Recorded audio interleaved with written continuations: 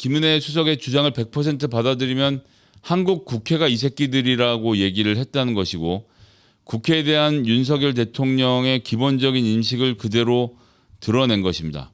윤 대통령이 행사 연설에서 한국이 예산에 반영된 1억 달러 공유약속을 했는데 예산 심의권을 장악한 거대 야당이 이를 거부하면 나라의 면이 서지 않을 수 있다는 우려를 박진 장관에게 전달한 것이다라고 김은혜 홍보수석이 얘기를 했습니다. 민주당이 이 새끼들이란 얘기죠. 공무원으로 월급이나 25년 동안 받았던 윤석열 대통령 같은 사람의 입장에서는 수사할 때 테이블 반대편에 앉혀놓은 사람들만 정치인을 만나봤겠죠. 기본적으로 윤석열은 정치인을 범죄자라고 생각합니다. 그것은 여야를 가리지 않죠. 이들과 뭔가를 협상해야 된다는 것을 치욕으로 여깁니다. 그러니 이재명 대표와의 대담도 거절하고 있는 것이죠. 그러니까 1억 불이란 돈을 쓰고 싶으면 자기가 행정부의 수장으로서 대통령으로서 자기 마음대로 써야 되는데 민주당의 허락을 받아야 된다는 게 치욕이라고 생각하는 겁니다. 김은혜 수석의 말이 다 100% 맞다고 가정을 하고 봐도요. 그러니까 저 새끼들이 내 예산을 지들이 뭔데 쓴다 만다를 하는 거야. 내 돈인데. 라는 것이 머릿속에 박혀 있는 겁니다. 그것을 바이든으로 들어도 마찬가지인 거죠. 저 바이든 대통령 저렇게 60억 불 내겠다고 약속했는데 저 미국 저 의회 새끼들이 저거 허락 안 해주면 돈 못 쓰잖아. 그럼 쪽팔릴 것 같은데? 라고 이야기하는 겁니다. 그 말의 이면에는 행정부는 일을 하려고 하는데 국회는 발목을 잡는 곳이다라는 생각과 구조가 들어있는 것입니다. 대의민주주의에 대한 기본 이해가 전혀 없는 인간이기 때문에 저런 이야기를 할 수 있는 것입니다.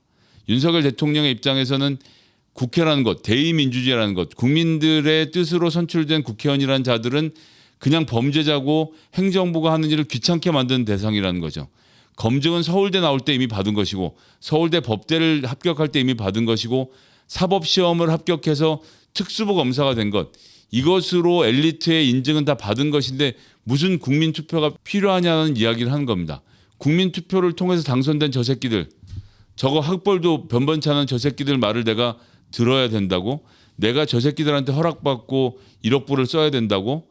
이걸 못 견디는 태도를 그대로 보여주는 겁니다.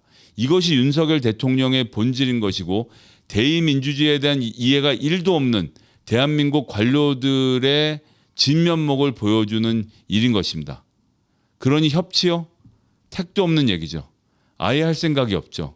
범죄자들이 득실거리는 국민의힘이든 민주당이든 무엇이든 같이 할 생각이 아예 없는 것이 윤석열 대통령의 태도라는 것이 이번 외교 순방을 통해서 여실히 드러났습니다. 전면전으로 갈 수밖에 없는 상태가 되는 것이죠. 떨어지는 지지율을 만회하기 위해서 윤석열 대통령은 들어와서 수사기관들을 총동원해서 여야 할 것 없이 검찰을 동원해서 사람을 잡아가는 일에 골몰할 것입니다.